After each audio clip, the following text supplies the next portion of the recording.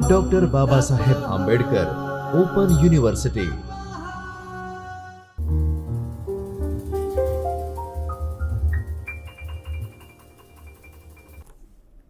નમસ્કાર વિદ્યાર્થી મિત્રો, હું doctor Meena Rajput, assistant professor શિક્ષણશાસ્ત્ર વિભાગ, ડૉક્ટર બાબા સાહેબ આંબેડકર યુનિવર્સિટીના ચૈતન્ય સ્ટુડિયોમાં આપ સૌનું હાર્દિક સ્વાગત છે. આજે આપણે ES 118માં ભાગ 3માં એકમ 12 વાણિજ્ય શિક્ષણમાં અભ્યાસક્રમ વિશે આજે આપણે ચર્ચા કરીશું. તો એકમ 12માં કઈ કઈ બાબતો વિશે આપણે ચર્ચા કરવાના છીએ એ જોઈએ તો સૌપ્રથમ આપણે પ્રસ્તાવના, ઉદ્દેશો, અભ્યાસક્રમની સંકલ્પના અને તેનું મહત્ત્વ, ત્યારબાદ અભ્યાસક્રમના આવશ્યક લક્ષણો, ઉચ્ચતર માધ્યમિક કક્ષાએ વાણિજ્ય અભ્યાસક્રમની રૂપરેખા કેવી છે, અભ્યાસક્રમના વિકાસની પ્રક્રિયા જોઈશું. ત્યારબાદ વર્તમાન અભ્યાસક્રમની આપણે સમીક્ષા પણ કરીશું. ત્યારબાદ સારાંશ અને તમારી પ્રગતિ ચકાસોના જવાબો વિશે ચર્ચા કરીશું. તો એકમ 12માં આપણે વાણિજ્ય શિક્ષણમાં અભ્યાસક્રમ વિશે વાત કરીએ તો 12.1માં પ્રસ્તાવના જોઈએ તો વાણિજ્યનો અર્થ, મહત્ત્વ તેમજ ઉદ્દેશો જાણ્યા બાદ આપણે વિચારીએ કે ઉદ્દેશોને સિદ્ધ કરવા માટે ક્યાં અને કેટલા પ્રમાણમાં પાઠ્યક્રમ વસ્તુઓ, વિષય વસ્તુઓનો અભ્યાસ કરવો જોઈએ. ઉપરાંત પાઠ્ય સામગ્રીનું સંકલન તેમજ પસંદગી કેવી રીતે કરવામાં આવે છે તે તેનો મુખ્ય હેતુ પણ છે અને એનો ઉદ્દેશ પણ છે. તો હેતુઓની સિદ્ધિ નિર્ધારિત સમયમાં અસરકારક રીતે કઈ રીતે કરવી તે પણ એક મહત્ત્વનું બિંદુ છે.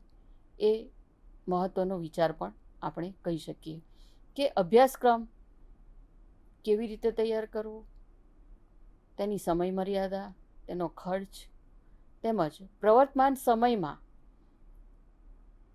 કેવી રીતે શું ઉપયોગી છે વિદ્યાર્થીઓ માટે, કઈ કક્ષામાં આપણે અભ્યાસક્રમ તૈયાર કરવાનો છે, એ દરેક વિષય બાબતે ચર્ચા અને વિચાર કરવો ખૂબ જરૂરી છે. તો વિદ્યાર્થી મિત્રો, આપણે પ્રવર્તમાન ટેકનોલોજીના યુગમાં શિક્ષણ પ્રક્રિયામાં આપણે ત્રિધ્રુવી એ જોવા મળે છે. જેમાં ત્રિધ્રુવમાં આપણે જોઈએ તો શિક્ષક, વિદ્યાર્થીઓ અને અભ્યાસક્રમ એમ થઈ અને આપણે એને શિક્ષણની પ્રક્રિયાને ત્રિધ્રુવી કહીએ છીએ. આ ત્રિધ્રુવી પ્રક્રિયામાં 3 ધ્રુવો, જે આગળ વાત કરી મેં, શિક્ષક, વિદ્યાર્થી અને અભ્યાસક્રમ, એ ત્રણે એકબીજા સાથે સંકળાયેલા છે, જોડાયેલા છે. આ ત્રણેય વચ્ચે ગાઢ પરસ્પર સંબંધ હોવો અનિવાર્ય છે અને ખૂબ જ જરૂરી છે. તેમજ શિક્ષણ પ્રક્રિયાને ક્રિયાશીલ અને વેગવંતી બનાવવા માટે ત્રણેય અંગો એ ખૂબ જ મહત્ત્વ ધરાવે છે. તેમાં શિક્ષક અને વિદ્યાર્થી કરતાં અભ્યાસક્રમનું સ્થાન પણ એ વિશેષ મહત્ત્વનું આપણે ગણીએ છીએ. ત્રણેય વચ્ચેનો આંતરસંબંધ પણ ખૂબ જ મહત્ત્વનો છે. અભ્યાસક્રમનું સ્થાન આગું હોવાથી તેનો અર્થ જાણવો એ ખૂબ જ આપણા માટે જરૂરી છે. તો એનો અર્થ જોઈએ તો આપણે અભ્યાસક્રમ એ કોઈ પણ તબક્કાના શિક્ષકનું હાર્દરૂપ ઘટક છે. શાળાનું સુનિયોજિત મકાન, સંસાધનો, ઉપકરણો અને શૈક્ષણિક સામગ્રી, આ સર્વે એકમાત્ર હેતુ સિદ્ધ કરવા માટે હોય છે. એટલે કે આપણે જોઈએ વિદ્યાર્થી મિત્રો કે અભ્યાસક્રમ સાથે જોડાયેલી આ દરેક વસ્તુ આપણે જોયું કે શાળાનું મકાન, તેના સંસાધનો, અન્ય ભૌતિક સાધન સુવિધાઓ, ઉપકરણો, દરેક એ આ ત્રણેય ધ્રુવ સાથે જોડાયેલી એક ભૌતિક સાધનો ગણવામાં આવે છે. આ સર્વે એકમાત્ર હેતુ સિદ્ધ કરવા માટે આપણી સાથે જોડાયા છે અને તે નિર્ધારિત અભ્યાસક્રમનો સુચારુ અમલ, કદાચિત તેથી જ સમગ્ર શિક્ષણ પ્રક્રિયામાંથી માત્ર અભ્યાસક્રમ અંગે સૌથી વધુ ટીકા ટિપ્પણી થયા કરતી હોય છે. એટલે કે અભ્યાસક્રમ જ્યારે તૈયાર થઈને આવે છે ત્યારે ઘણી બાબતો એમાં નોંધપાત્ર હોવી જોઈએ એ હોતી નથી. એટલે જ અભ્યાસક્રમ અંગે સૌથી વધારે ટીકા ટિપ્પણી આપણે દરેક બાબતે દરેક કક્ષાએ આપણને જોવા મળતી હોય છે, સાંભળવા મળતી હોય છે. કેળવણીકારો માટે પણ અભ્યાસક્રમ સંરચના અથવા તેની સુધારણાનું કાર્ય ખૂબ જ અગત્યનું અને મહત્ત્વનું બની રહે છે. આપણે જોઈએ કે ભારતનું ભવિષ્ય તેના વર્ગખંડમાં ઘડાઈ રહ્યું છે. રાષ્ટ્રીય શિક્ષણ નીતિ, રાષ્ટ્રીય શિક્ષણ પંચ આ ધ્રુવ વાક્યમાં હાર્દમાં પણ અભ્યાસક્રમ રહેલો છે. અભ્યાસક્રમ સમગ્ર શિક્ષણ પ્રક્રિયાની કરોડરજ્જુ છે. અભ્યાસક્રમને સફળતાપૂર્વક સંક્રમિત કરવા માટે શિક્ષણ પદ્ધતિઓ, શૈક્ષણિક વ્યવસ્થાપન વગેરે સાધનરૂપ છે. આ ઉપરથી કહી શકાય કે સમગ્ર શિક્ષણ તેમની દિશા તથા ગતિ આપનાર પ્રેરક બળ ગણવામાં આવે છે. અભ્યાસક્રમ શિક્ષણની ગુણવત્તાનો આધાર છે. અભ્યાસક્રમની ગુણવત્તા પર તેનો આધાર રહેલો છે. આથી કહી શકાય કે જેવો અભ્યાસક્રમ તેવું શિક્ષણ અને જેવું શિક્ષણ તેવો સમાજ, એ આપણે સૌ ખૂબ જ સારી રીતે જાણીએ છીએ. સ્વતંત્ર ભારતના પ્રથમ શિક્ષણ પંચ એટલે કે રાધાકૃષ્ણ શિક્ષણ પંચની આપણે વાત કરીએ તો તેમના અહેવાલમાં અભ્યાસક્રમ અંગે રજૂ થયેલા વિચારો પણ નોંધનીય ગણવામાં આવે છે. અભ્યાસક્રમ એ સામાજિક મુક્તિનું સૌથી અગત્યનું સાધન છે, જેનાથી લોકશાહીમાં નાગરિક વચ્ચે સમાનતાનો જુસ્સો કેળવણી કહી શકાય છે, જાળવણી કહી શકાય છે, તેને સાચવણી પણ કહી શકાય છે. બેશક વ્યક્તિ અને સમાજના પરિવર્તનનું અને વૈચારિક ઉત્ક્રાંતિનું સૌથી પ્રબળ સાધન એટલે કે અભ્યાસક્રમ છે. બ્રુબર્કેના શબ્દોમાં આપણે જોઈએ તો જુદા જુદા વિષયના અભ્યાસક્રમ સમાજ પરિવર્તનના ફ્લાયવ્હીલ તરીકે ગણવામાં આવે છે, ઓળખવામાં આવે છે. તેનાથી ફલિત થાય છે કે અભ્યાસક્રમ જડ કે રૂઢ ન હોઈ શકે, અર્થાત તે સદાય વિકાસમાન હોવો જોઈએ. અભ્યાસક્રમ એવો હોવો જોઈએ કે બદલાતી પરિસ્થિતિ પ્રમાણે પ્રવર્તમાન સમયની માંગને ધ્યાને રાખી અને એ સદાય એમાં કંઈકનું કંઈક ફેરફાર અથવા તો વિકાસની ગતિ પ્રમાણે આગળ વધવું જોઈએ. એટલે કે સતત એનો બદલાવ જે છે એ અભ્યાસક્રમમાં પણ જરૂરી હોય ત્યાં થવો ખૂબ જ મહત્ત્વનું હોય છે. શિક્ષણ પ્રક્રિયામાં અભ્યાસક્રમ એ ચાવીરૂપ સાધન છે. તેના ઉપયોગ શિક્ષણ થકી અધ્યાતાઓનો સર્વાંગી વિકાસ સાધી શકે છે. અભ્યાસક્રમ જ શિક્ષક અને અધ્યતાને જોડનાર સેતુરૂપ એક સાધન ગણવામાં આવે છે. અભ્યાસક્રમના અસરકારક વિનિયોગ વડે શિક્ષક શિક્ષણના ધ્યેયો, ઉદ્દેશો અને લક્ષ્યાંકો સિદ્ધ કરી શકવાની એક ગતિ મળે છે. એટલે કે અભ્યાસક્રમના અસરકારક સંક્રમણની જવાબદારી તો માત્ર ને માત્ર શિક્ષકની ગણવામાં આવે છે. અધ્યતાઓ ઉપર તેની જવાબદારી રહેલી છે, તેની રિસ્પોન્સિબિલિટી રહેલી છે. આધુનિક કેળવણકારી જ્હોન ડુઈ શિક્ષણને ત્રિધ્રુવી પ્રક્રિયામાં ગણે છે. તેના 3 ધ્રુવો તરીકે અધ્યતા, શિક્ષક અને અભ્યાસક્રમ, જે આગળ આપણે ચર્ચા કરી એ પ્રમાણે. આ દ્રષ્ટિએ પણ અભ્યાસક્રમ અતિ અગત્યનું ઘટક એ બની જાય છે. સમગ્ર શિક્ષણ પ્રક્રિયામાં અભ્યાસક્રમ જો અગત્યનું ઘટક ગણાતું હોય તો અભ્યાસક્રમ અંગે વિશદ સમજણ કેળવવી ખૂબ જ આવશ્યક બને છે. તો ચાલો આપણે અભ્યાસક્રમ અંગે આપણી એના વિશેની સમજ વધુ ઉપયોગી સાબિત થાય એ રીતે વિકસાવીએ.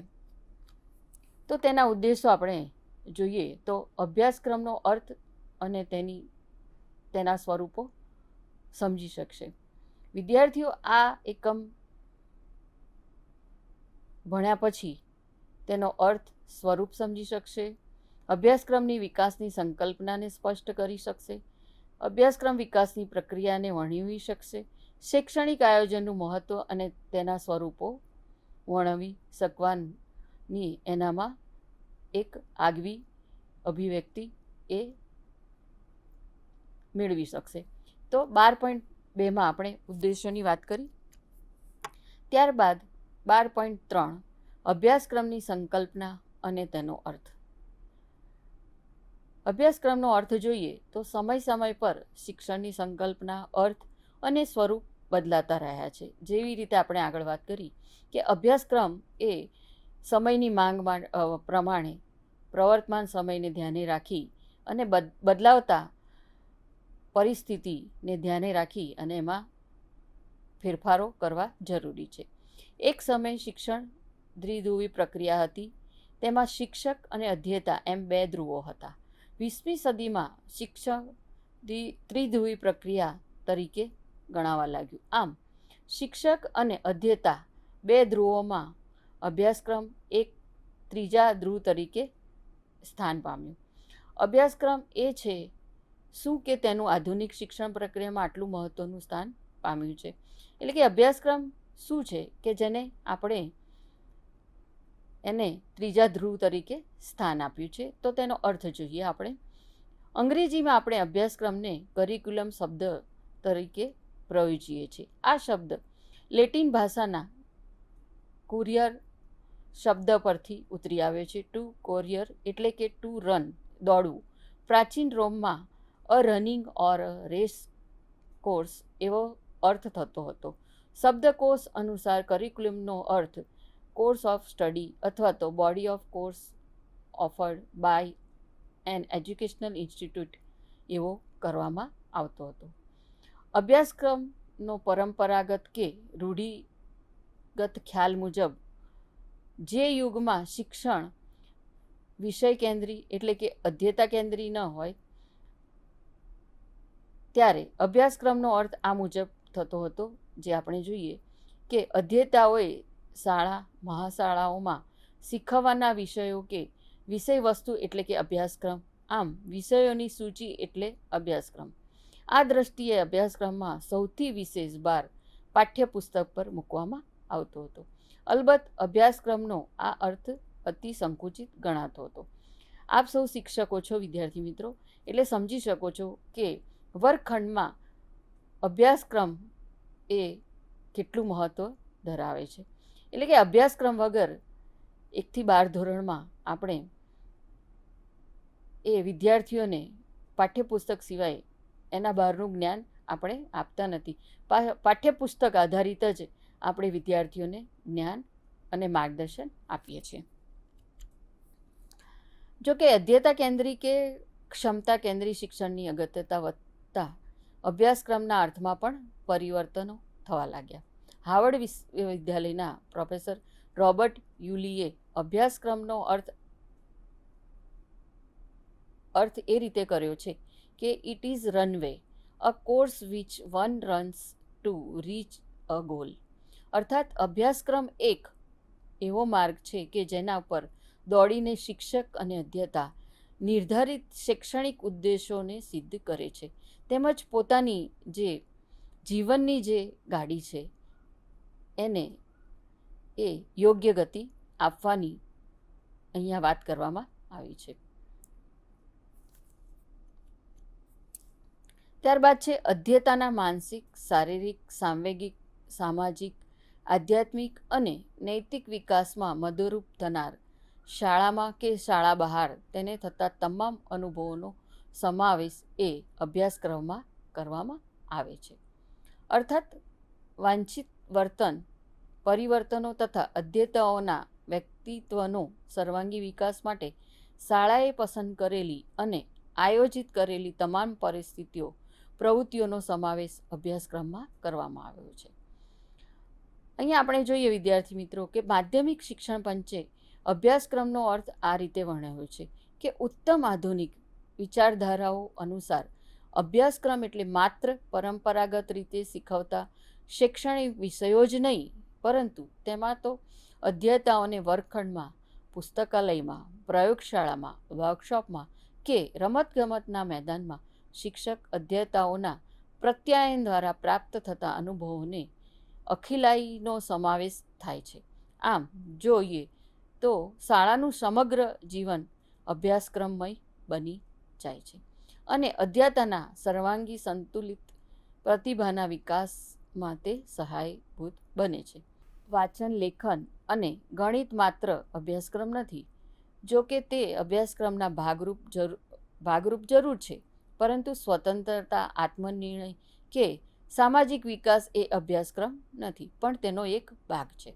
પુસ્તકો, શૈક્ષણિક સાધનો એ અભ્યાસક્રમ નથી, પણ એ અભ્યાસક્રમ વ્યવહારના સાધનો છે.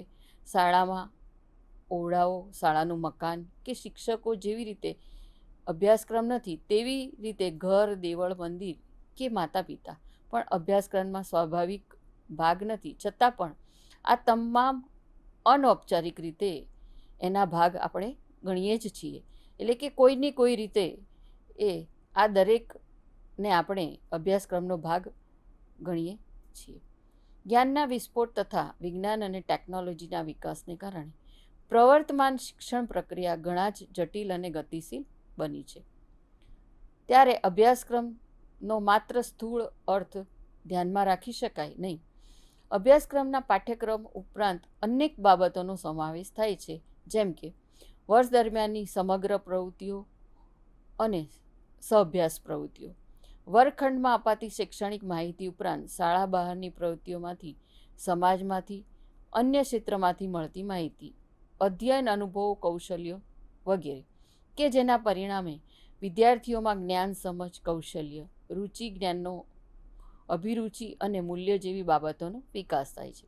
જેથી અધ્યતાઓનો સર્વાંગી વિકાસ થઈ શકે, તેમ આવા અધ્યતા સમાજ સ્વીકૃત નાગરિક બની શકે છે. આવી બાબતો આધુનિક અભ્યાસક્રમની સંકલ્પનામાં ગર્ભિત છે.